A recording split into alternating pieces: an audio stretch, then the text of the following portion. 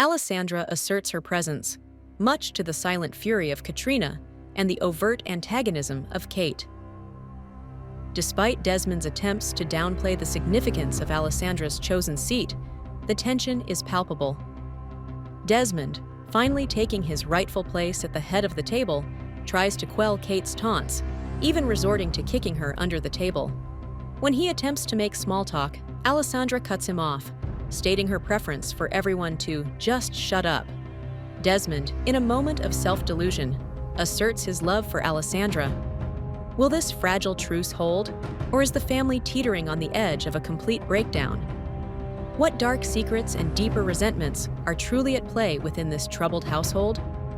"I know you love me," Alessandra replied, watching as her father's smile widened. "From what I viewed love to be as a child, you do love me.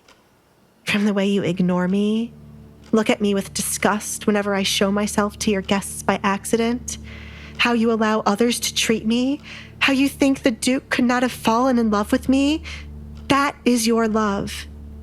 It is how you were with my mother. I can only compare it to a mother's love, but it's not like that was much better. Mother ran away, leaving me here with you. I think I've only experienced the bad kinds of love, but it is still love, right?" Ugh. Desmond didn't know how to respond to Alessandra's confession. He was certain he had treated her right by keeping her with him after all these years. Any other person would have gotten rid of her. "I have kept you sheltered here for many years." "That is your duty as a father. You are meant to protect your child. Father, after the incident, you were the first one to look at me with disgust.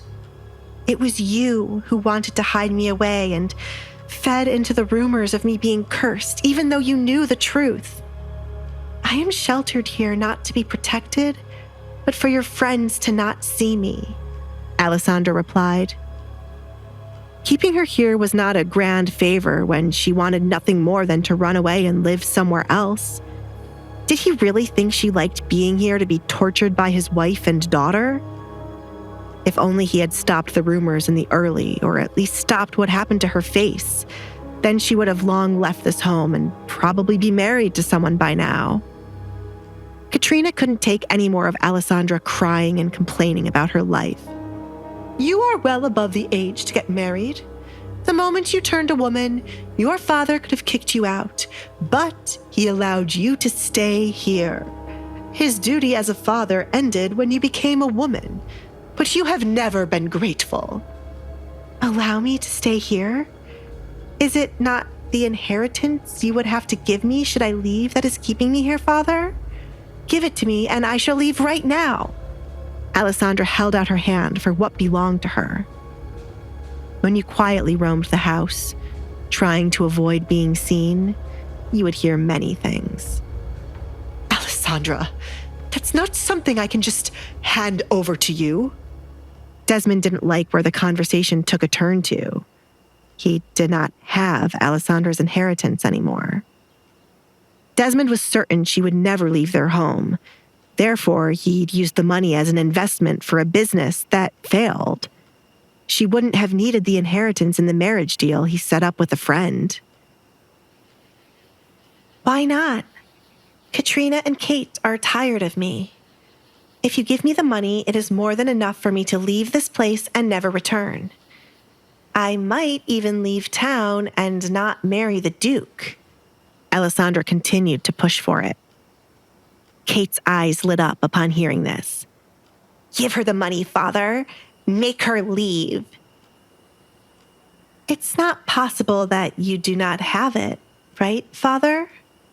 If I bring this information to the court, you could be investigated, as you are not meant to touch my inheritance. This is why he has never gotten rid of me." Alessandra side-eyed Katrina. This was the reason Alessandra had never asked her father to let her leave. When she overheard him speaking about her inheritance being drained, Alessandra knew she couldn't just leave her family.